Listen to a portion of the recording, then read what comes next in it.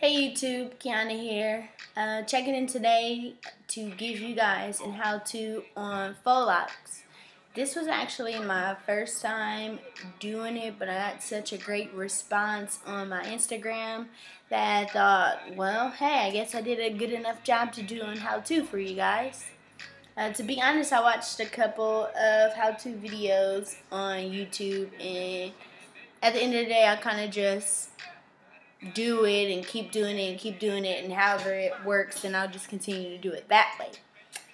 But just so you can see, I'm not finished. I got this small section right here on the top. I ran out of hair, which I usually do. But I just ran and got some more hair.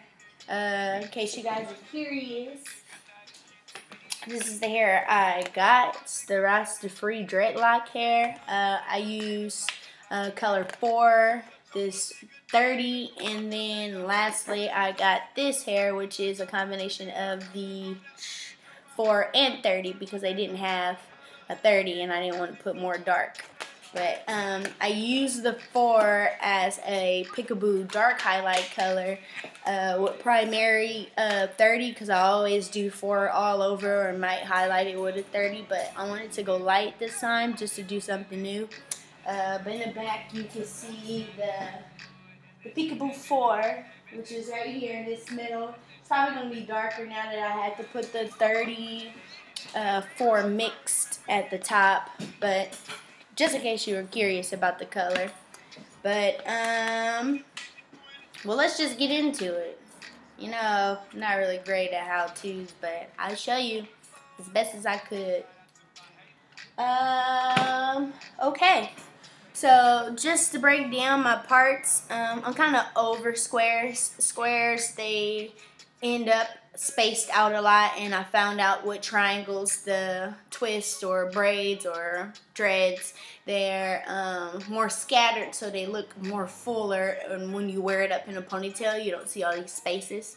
So I adapt to triangles. I do random triangles. They're all different kind of triangles. When I do my clients' hair, they look more unisex, but because I'm doing my own hair, it looks more scattered. But let's keep this video short. I'm just going to jump right into it. So first you want to do is grab a fairly large section. You don't want to do these too small because then you'll end up with too many dreads and then it's too full. So you want to get a very large portion of the hair. My triangle. Then you want to moisturize. I already moisturized this patch. Did it again like I always do with my coconut oil. I don't know if you can see that. Hope you could.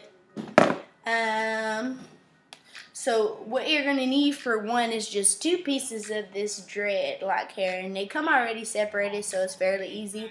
I like to use the thinner of the 2 for my foundation, and I like to wrap with the thicker piece just so I can have a more poofy dread. So how you start off with this is you need a foundation, you need a base.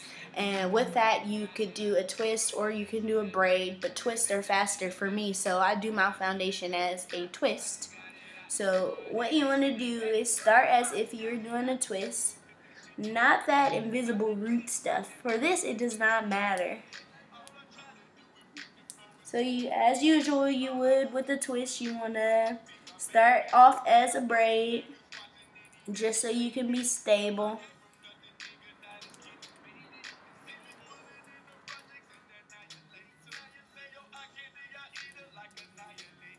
Get you a really good start, and then you convert over into a twist. Now if you can see that whole little switch. So what you want to do is you don't necessarily have to twist this completely all the way down. Hope you guys can see. It's a little dark in my house.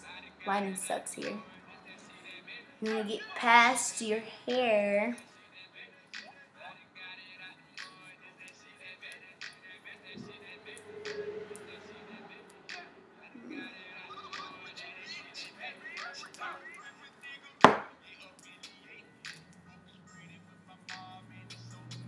Once you get past your hair, you're going to braid it a little bit further down. There you go. That is the foundation of your genie lock. It looks really skinny now. And I was a little freaked out when I first started trying to do it. I'm like, I hope this is going to be thick enough. But watch, it will.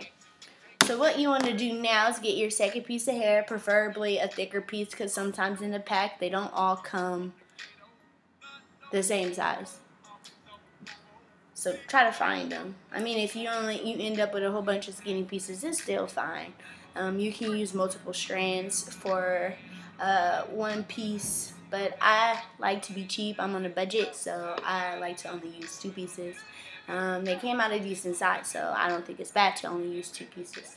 But anyway, so what you want to do is you want to form a loop at the root of your twist. See, put it behind, wrap it around, and slide it to the top of the root. You see, it's this U shape right now, and you just twist this part over the smaller piece and wrap it around and twist a little bit just so you don't, you're stable. And now you got this one piece that's like loose around the part. The other smaller piece is wrapped around. You don't want to do it too much of a small piece because you want your hair to go all the way down and be able to twist around the whole entire twist. So what you do now is you want to make sure this is tight around the root. Not too tight, because if you do it too tight then it will pull. And then you want to just wrap it around. I like to throw it over my arm and use my finger as a guide once you get it started. The first couple times is just to get it started. I like to wrap it around the top probably like 3 times just so my whole root is covered and none of that braid is exposed. But once you get it going, you just keep wrapping it around the twist. You want to keep the twist straight, and you kind of want to just use this. As you can see how that top is completely covered. You can somewhat overlap. Don't overlap too much because you might get bulky in one spot, but you don't want to pull this. You kind of want to just wrap it around loosely once you get it going, because you want it to look flawed kind of in a sense, as dreads typically are. If you wrap this around tight, then you get that real tight, silky looking dread look that I see some people with their faux locks. I don't really enjoy those. I like my braids, my twist, or my dreads for this instance to be somewhat flawed in a sense. Hope that made sense to you guys. So you want to just keep wrapping it, keep wrapping it. You see how I use my finger as a guide? I kind of just hand it to my finger and allow my finger to wrap it around.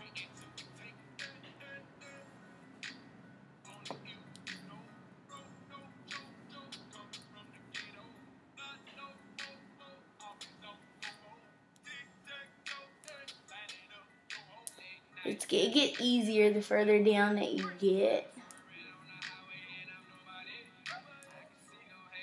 So you're most likely going to run out of hair. Most people would add another piece, but because I don't want to. I don't want to waste all that hair because I'm already on pack number 7.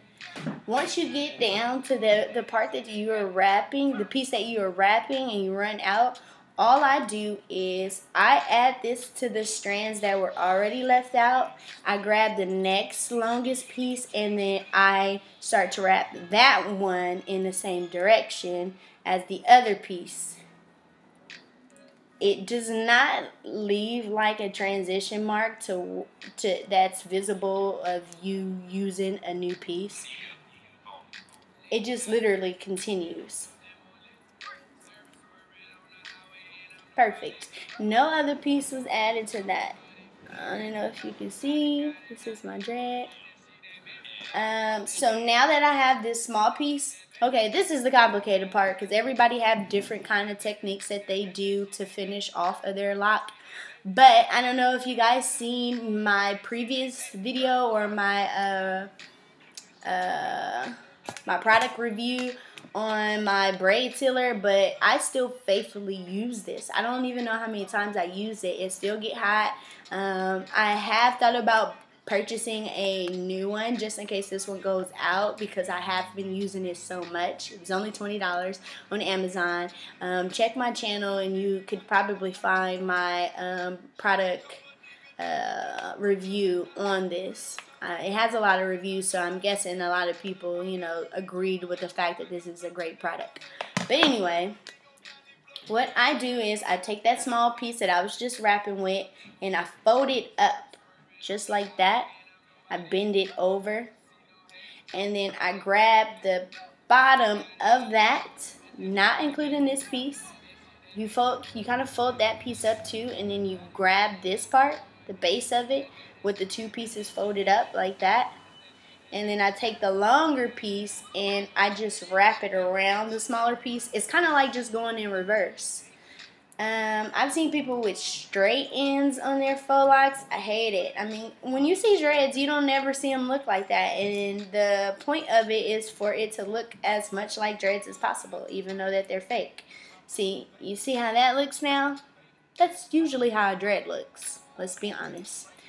So what I do now is I try to melt the piece that the point of where I last, but you see where it's all puffy right there? I don't know if you can see it. Where it's really puffy right there on my fingertip is, that's where I'm going to melt it. I'm going to stick it in the largest end of my braid sealer, and I'm just going to twist my dread and just constantly clamp it. I don't want to hold this on there for too long because this hair does melt. I don't want to melt my hair, and then all you want to do is rub where you melted that piece of hair, and voila. You see that little seam right there where I melted it? But when you wear it all down, you can't really tell. You see? Bow. Finished. Not that complicated, was it? Yeah, extra piece. So, of course, I'm not going to finish all of my hair with you guys, but I don't know, I'm just going to pull it back so you see how my fronts look. I was just at the beauty supply store buying more hair, and the beauty supply lady who always see me because I always do my hair and I always buy my hair from West Oakland Warehouse Beauty Supply Store. And she was like, oh my God, who's doing your hair? And well, I'm doing my hair, lady. You know I do my hair. Every time I come in here with my hair half finished, buying additional hair because I always forget, or I don't never buy enough. But here you go, my locks. Turn around.